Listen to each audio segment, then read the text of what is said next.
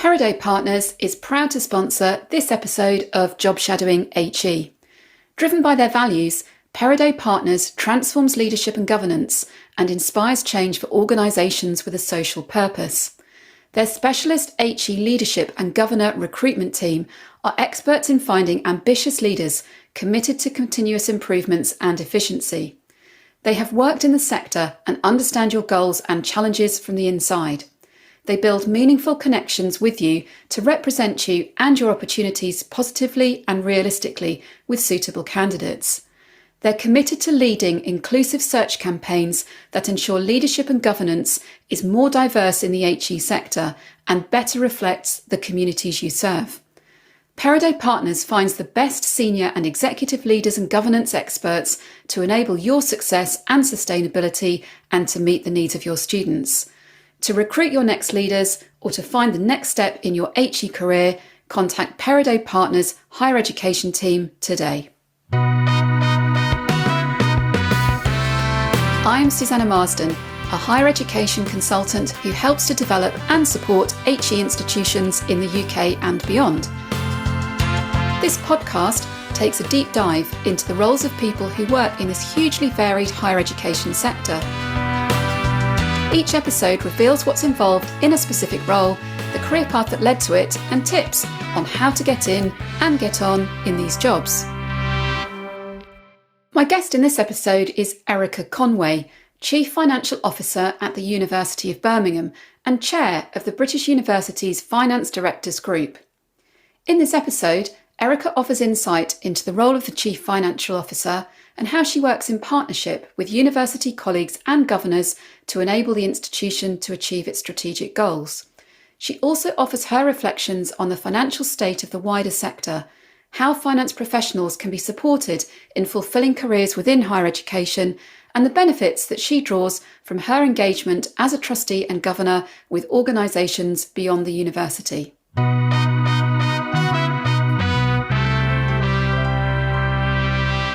Erica, welcome to Job Shadowing HE and thanks for being my guest in this episode. You're Chief Financial Officer at the University of Birmingham, one of the UK's largest universities, and a role that you've had since 2018. Can you give us an overview of your role, your team, and where you're positioned organisationally within the university? Yes, of course. And hi, Susanna. Good to see you. So I see finance as a facilitator within the university. So whilst we touch all of the cash, whether it's coming in or going out, that's not the purpose for us being here. It's to make sure that the university is delivering the business as it needs to. In terms of being CFO, I'm responsible for all the kind of aspects of purchase through to pay, order through to cash, raising invoices for students and then collecting the money from them, but also making sure that we're supporting all of the activities that sit around that. So I've got responsibility for financial reporting, whether that's internal, external, and also thinking about some of the regulatory returns that across the sector we have the joy of having to submit on a fairly regular basis. That means that me and my team could be on any day in the week talking to a very wide variety of people, and not just in terms of the work they do, but their understanding of what we do from a finance perspective. So that ability to convert the information that we have into something that's understandable for someone who's not a qualified accountant is really an important skill for me and the rest of my team. I've got a question for you about job titles, which are always an interesting topic. Some institutions have chief financial officers and others have finance directors. Are they the same role or are they different? Or you can also get executive and finance directors, or the titles are wide. One of the words I learned not long after I came into the sector, which initially I thought sounded very odd, is yes, the sector is very titular. And I had to go and look that one up. I think it depends on whether it matters. For me, it doesn't. What matters is that can I access the people that I need to access to do what I need to do? If I need to speak to the Vice Chancellor, can I get to them? If I need help from a colleague in an academic function, will they speak to me? If the title helps with that, then all well and good. And in some places it can do. In other places, it can be an absolute blocker because people think you're immediately scary because you've got finance in your title. When you start to look at the individual organisations, you can pretty quickly work out from a structure the ultimate role that, are you ultimately responsible for finance, or are you supported by somebody who has that role and you're reporting into them? Personally, I don't think it matters, but I notice some of my colleagues, they would absolutely shoot me for that and say it's the critical thing is to get your title right. And others who would say it's absolutely critical your reporting line is right. Your career so far splits in two, with around half of it in the private sector, where you worked your way up through various roles at PricewaterhouseCoopers, and the second half in progressively senior finance roles at the University of Birmingham. Step us through the roles you've had, and what would you say are the similarities and differences between working in finance roles in the private sector in comparison with higher education? So I suppose that the key difference between the two roles from my perspective would have been when I was working for PricewaterhouseCoopers, PwC, I was operating on behalf of clients. So I was there for parts of the year, whereas working within the university, I'm here for the whole of the cycle. And that was one of the things that resulted in me changing from PwC to the university in the first place. In terms of the grounding from a PwC perspective, fantastic in terms of learning your basic accounting knowledge. But from my development of understanding of businesses and how they operate, because I worked in such wide sectors, from education to charities to manufacturing businesses, financial services, insurance companies. I did a mining business in Kazakhstan at one point. So that opportunity to really get under the skin and make an assessment of what is the risk that business is running, or the risks that business is running, and how do you respond to those, whether it's in an audit function or running a particular project, have stayed with me throughout and are really quite critical, I think, in terms of the way I operate within the university and the other organisations I work with now. That also gave me an ability, I think, to not just understand how a business tick, but what makes people tick. And that's the bit for, I think, all of us who are in senior roles, whatever sector we're in. It's the people that make it what it is and make us want to do it. And that ability to understand and have that empathy then feeds into the point I was making before about helping them to craft the messages and the information that people need to understand. And definitely PwC gave me a really good grounding in that.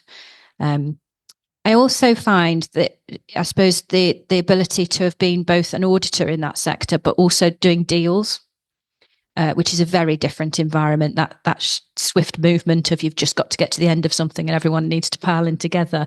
But also, I referenced before, some of the compliance that we have within this sector replicate some of that experience that I got through the deals business of when you're literally ticking words within a document to make sure they're all absolutely correct and accurate. That definitely sits with me on some of our regulatory returns that we have to do now. As Chief Finance Officer, you hold a significant amount of responsibility, and you also have a significant amount of authority in how the university's finances are managed. But at the same time as that, you're dependent on colleagues across the institution to play their part because many finances are devolved to them. And then above you, through the governance structure, your governing body has ultimate responsibility for the financial stability of the university. What approach do you take to that overall setting and working with all those different colleagues to achieve what's needed? So I guess the first part of that is I absolutely love the devolved model where I'm not responsible for everything. That's what excites me about doing it. I'm not a big control freak that wants to be on top of things. So having to engage with other people to get stuff done is absolutely fundamental to me, which plays into then needing to be a good storyteller, and to spot when you're getting a story as opposed to true fact back.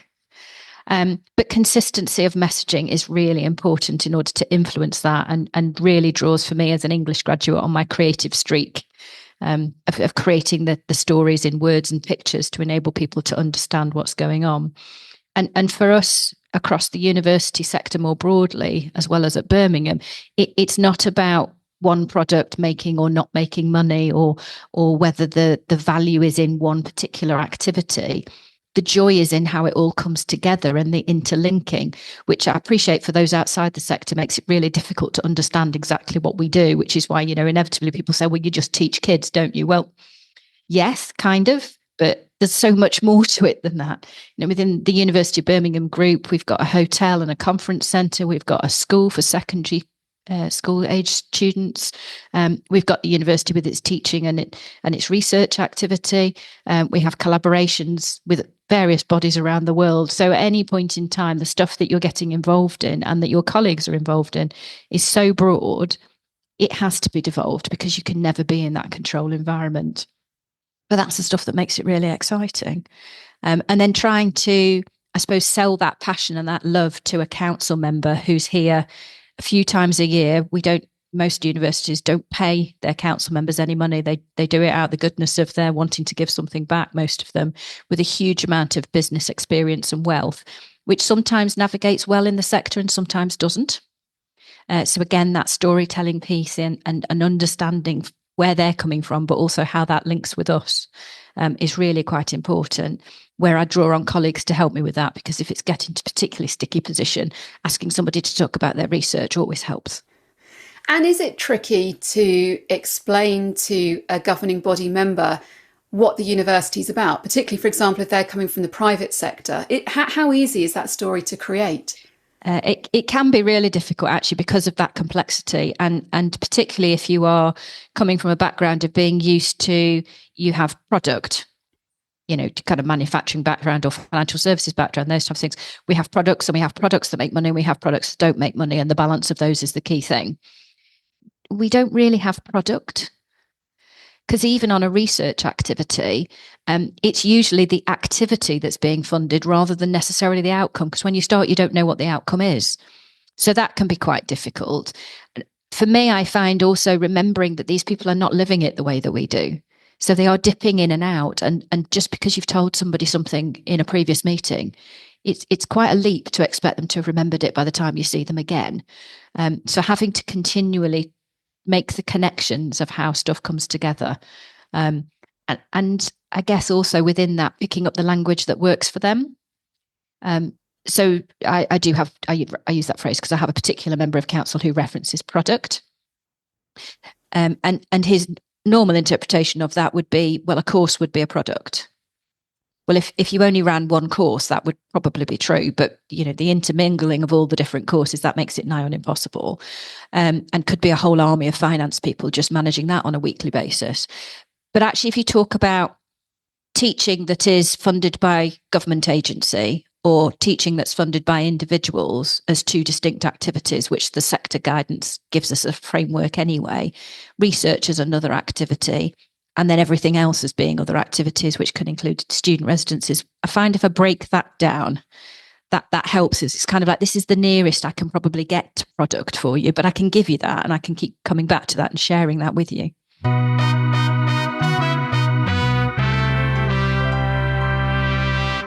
We've just touched upon there your critical role in ensuring the financial stability of the university so that it can deliver its ambitious strategic plan. And to give a sense of scale, published accounts for 22-23 show that the university received £929 million of income, spent just over £890 million, leaving a proportionally small surplus towards investment. I hope I've got the figures right there from what I've read. Now, universities are by reputation places of good ideas, and no doubt there's significant competition in your university for that investment because people want their part of the strategic plan to succeed. How do you go about creating a fair and transparent process to determining what gets investment and what doesn't? And what role do you have as CFO within that? It's a really interesting question, Susanna, because I think there's a difference in the transparency based on where you sit within the organisation. If you have access to council, which is our ultimate board responsibility for decision making, and you go to those meetings, you see that in action. If you come to our executive board, which meets once a week, where we talk about strategy, investment, and a lot of operational stuff too, again, I think you would understand that. But as soon as you get a bit further away from that, I think it becomes opaque for you as an individual. You submit stuff and you get a yes or a no back, but you've no idea why you got those answers. And quite often, actually, you never even get that far because someone further down the line is going, well, I wouldn't bother submitting that. It'll never get through based on something in 1983 that didn't get funded. And you're rarely actually looking at two possibilities. So, you wouldn't be sitting necessarily and going, well, are we going to do an investment in this thing as opposed to an investment in that thing? Although ultimately that is what we're doing. You're rarely provided with them against each other to set off. So within that, the key is about being transparent about why we make the decisions. So some things will be purely financial, not many, but some will, but it just delivers a return, and that's why we're doing it. But usually they will be broader in terms of, well, it's going to impact our reputation, our brand. It's going to enhance our strategic objective of achieving Global 50. It's going to enhance student experience. It's going to enhance staff experience. And it's a balance of all of the levers and how they come together. For me, one of the key things that's important for me and my team is to make sure that we're going out within the university and talking about decisions that are made and consistently sharing the things that we've seen, the things that have come through that have either been accepted or not accepted, and why not, and how we measure things afterwards. And I spend quite a lot of time, as to my team, going out and speaking at our academic units, college units, college fora, and trying to myth bust. It's a difficult phrase to say. Some of the things that just get built up that aren't true, but I can see why if you're sitting very far away from that decision-making process. So, you'll hear things like all the money that we generate goes into capital. It all goes into new buildings. Well, it doesn't. A proportion of it does, but not all of it. Quite a lot of it goes just into, as you said, with those numbers, running the university. And if you want to do something new, you've usually got to invest up front for that to be deliverable in the longer term. I particularly am keen on the university has lots of money and cash, which if you look at our balance sheet, yes, we do. We run at about 150 to 200 million pounds worth of cash in various reserves. But that's 3 months worth of spending for us. So it's big numbers, but it's because we operate with big numbers. But that can be quite difficult for people to understand. One of my colleagues I spoke to yesterday said, Central has a pot of money that can just be bid into. And I get why it feels like that if you're far away from the university's decision-making process, but it's not that there's a central pot that's just sitting there that, I protect in a safe and only release when I think somebody's been suitably convincing. We also have, if you don't get the budget, you lose it. Or if you don't spend the budget, you'll lose it. Well, that's a difficult one because technically, if you haven't spent it in year, you can't carry it forward to spend next year. But the way we operate in Birmingham, the fact that you didn't spend it this year doesn't mean you won't get the same budget next year. That's not how we operate, but people think that we do. So we spend some time on that one. And then the final one that I'd picked out to reference was no new posts. So we have, along with many institutions, had a restriction during COVID and now due to financial positions of saying we're not putting new posts in the system. But that doesn't mean if somebody leaves, you can't replace them, because that's a new person, not a new post. And we find those things are quite, but you just have to keep repeating it. And, you kind of run a list of them of, oh, here's a new one this week. And you'd stick that to the list that you're going to mention next time you go out and about. You touched on there a bit about the financial challenges within the sector when you talked there about posts within the institution. And as we know, many parts of the HE sector are experiencing significant financial challenges. To put it in its simplest terms, because there is reduced income and increased costs. Back in October 2024, Universities UK set out a blueprint for change, including proposals to address the financial footing of the sector. What are your reflections on the current sector picture, and what would you say needs to happen next?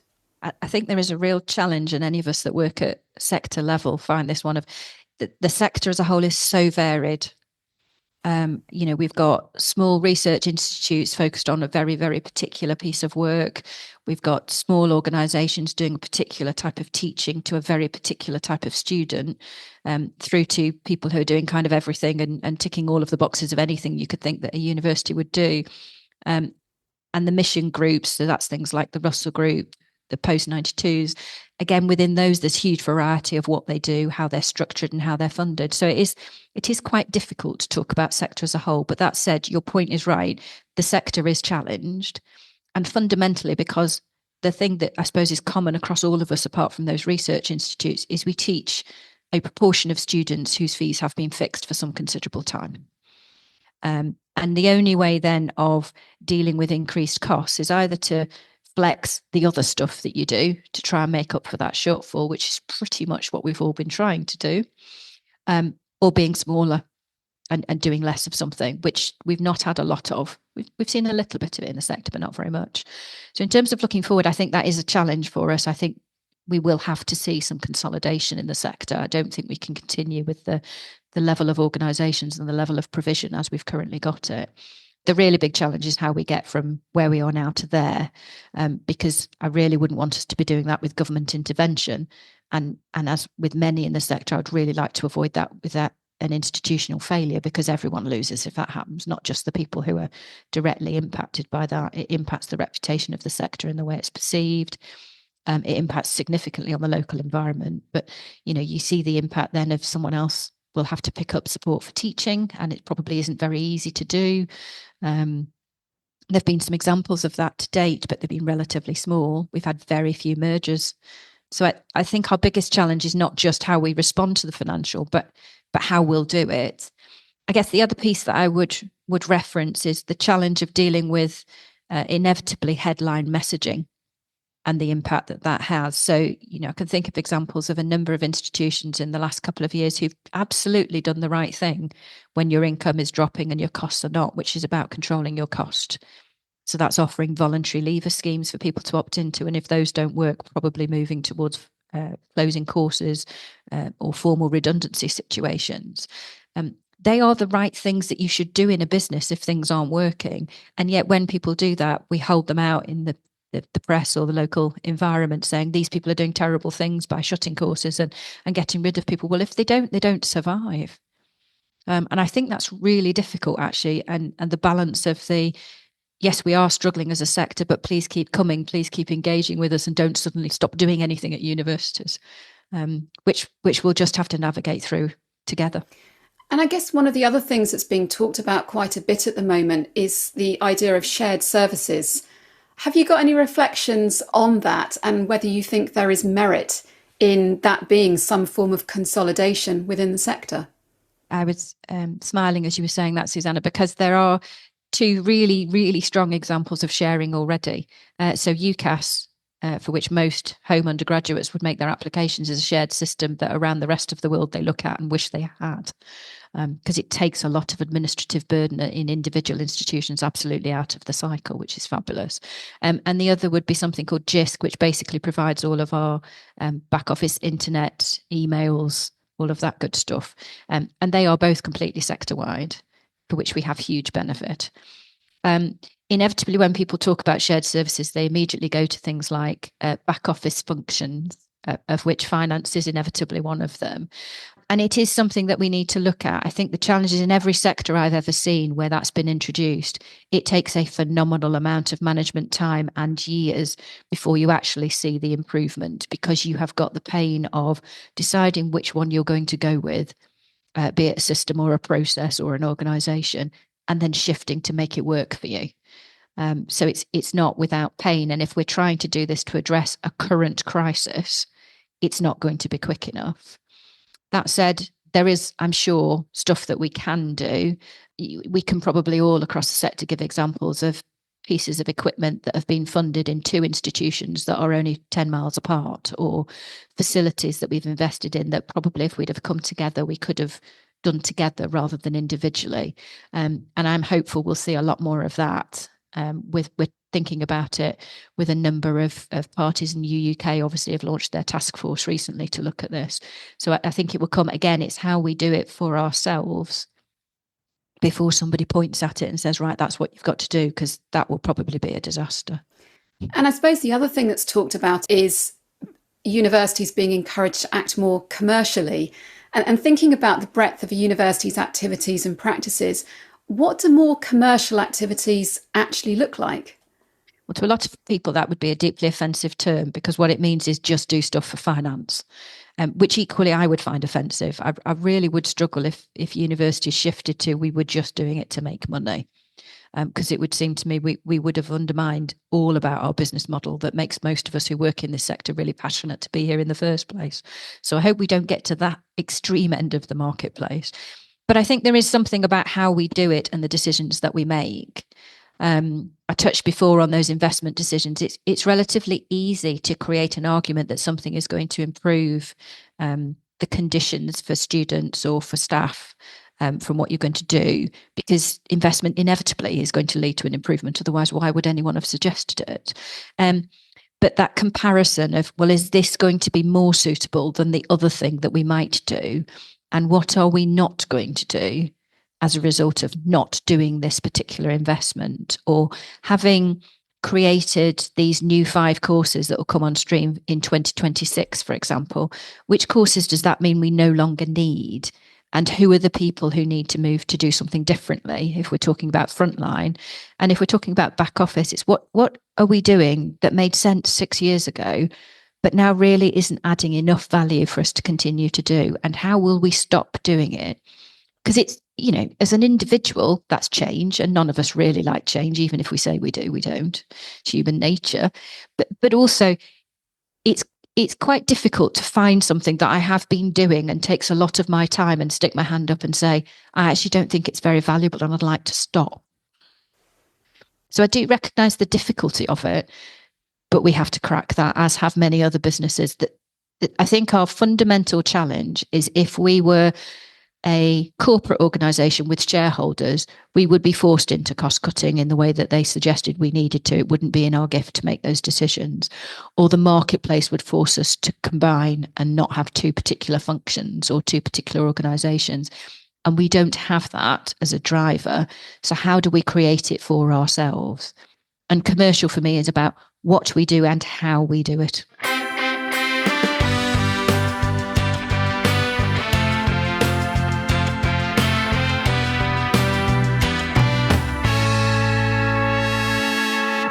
Alongside the role that you have as CFO at Birmingham, you're also chair of the British University's Finance Directors Group, the UK representative body for HE finance professionals. You've held that role for just over 2.5 years.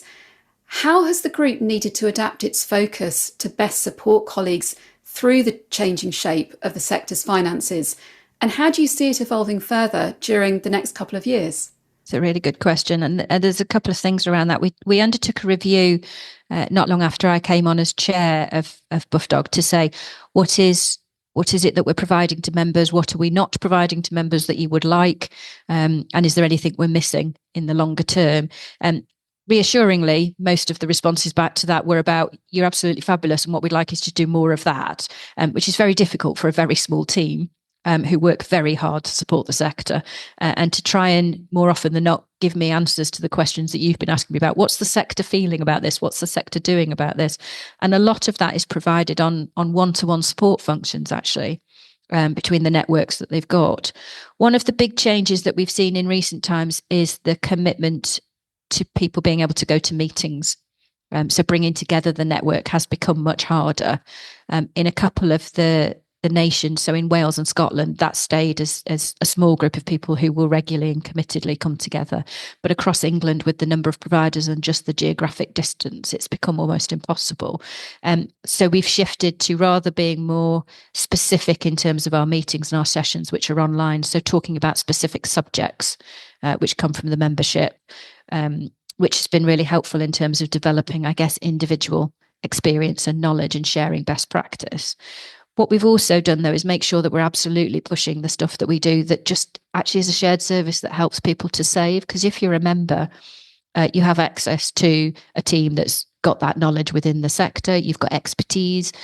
You've also got, if you sign up for it, a fairly extensive training program that enables you to achieve your continuing professional development without spending too much money, that's available to all of your team, actually within the institution, not just to finance. So that's been, I guess, one of the big shifts. The thing that worries me going forward is whenever stuff gets tight and busy, personal development, networking, and the kind of professional development that we all need to do to prevent stagnation is one of the things you cut, because it's just easier. I'm really busy and I can't get to that. And I really worry that that's where we will be. And as finance professionals, we need to not stagnate. And we need those networks, and we need to think about, as individuals, how we sell the importance of that, because you inevitably get, oh, you're going to another networking event, are you? And I think it's the shift of, well, yes, one of the big things I'll get out of it is networking, but actually I'm going to an event that enables me to understand what's going on elsewhere in the sector, for me to learn best practice, for me to get my professional development. And we probably just need to shift the language a little bit. The other thing that I think I wanted to touch on is actually what we've seen in the CFO roles across the sector has been an increase in interims. Now, that's partly driven by organisations thinking we want change quickly.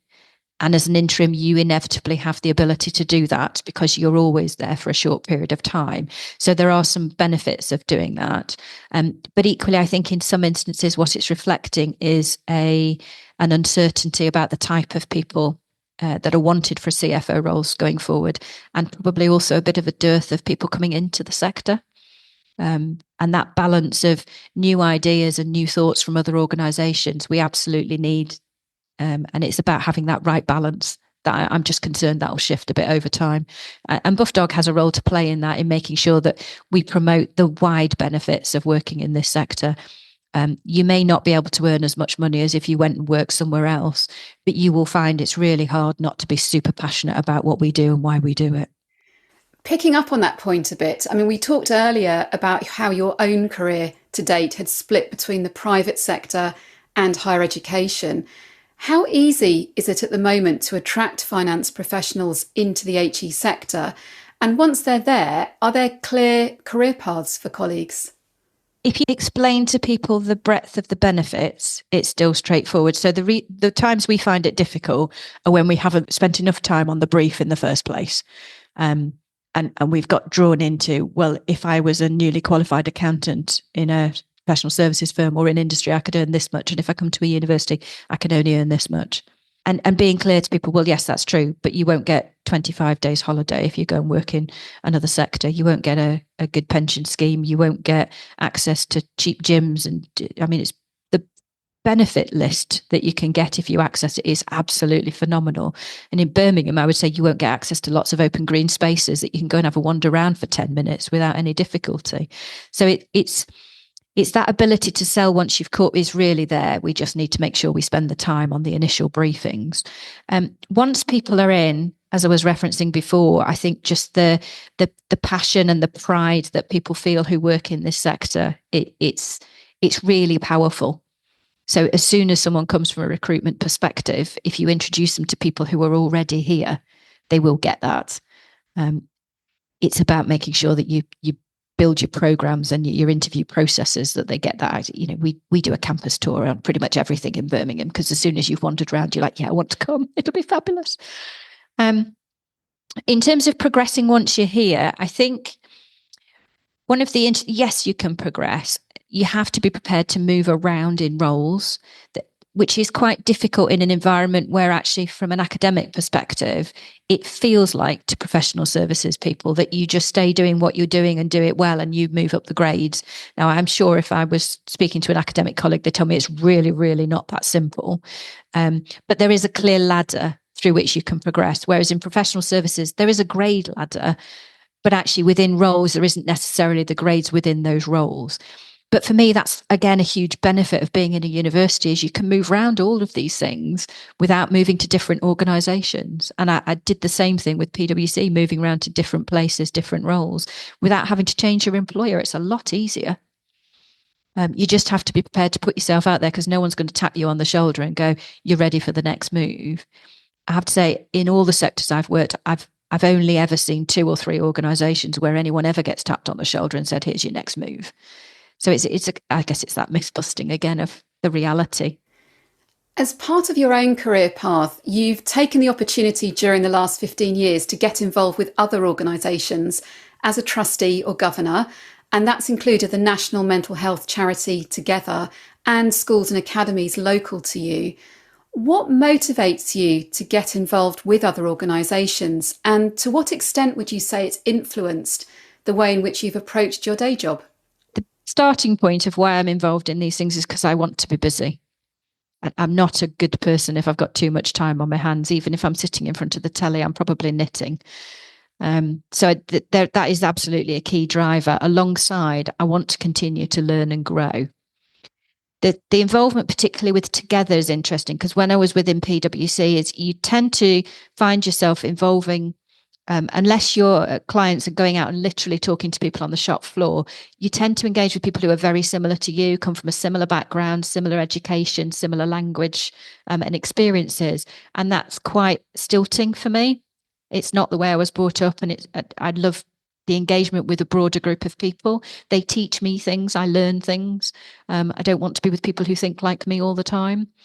And that's partly what drives some of what I do. More latterly, the school-related work, and particularly the current role I have as a vice chair of a group, is partly for me in terms of helping me understand the challenges of our council members who dip in and out, and the frustrations that can give them, and the fact that it helps me to make me and my team better in dealing with that. But equally, I've got something I can offer to the executive teams that I'm working with because I live what they do. And being able to say, you mustn't assume that I'm going to remember something that you told me last week, because I'm probably not.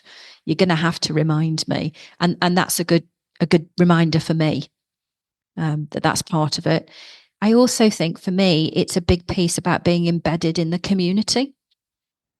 And giving something back, as well as, with it being a school group, the obvious links of if you understand how schools are working and some of the challenges of people as they're starting to think about picking A-levels and wanting to potentially come to university and long-term careers, as well as being a big employer. All of those things kind of tap so many buttons, and it's just great to be with different people. Finishing up our conversation today, I want to bring together the points you've just made there about your involvement with young people's lives before they might go to university, and the lives of the 40,000 or so students you have at the University of Birmingham, many of whom will find it challenging to be managing their own financial circumstances, as are universities overall at the moment, as we've discussed. As CFO, how do you go about balancing providing direct support to students in managing that task?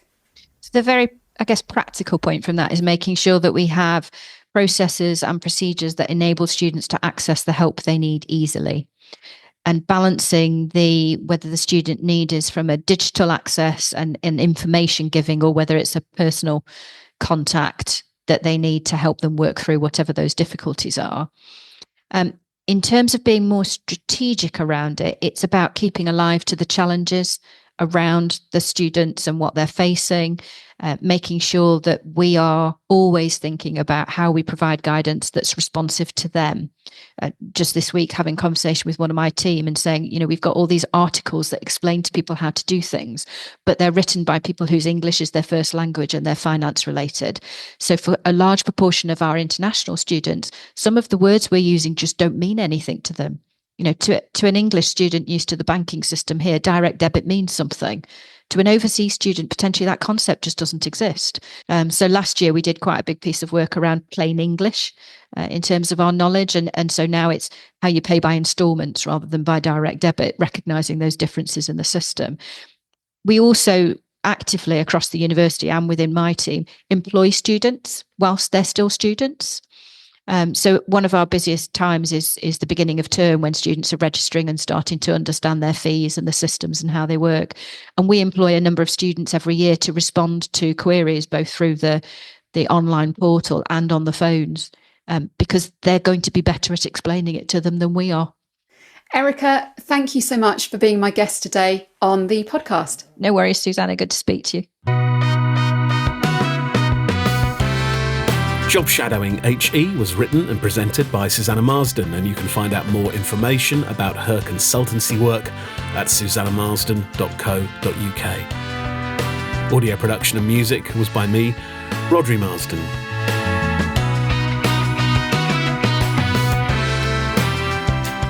Find out more about this podcast and hear previous episodes at jobshadowinghe.com.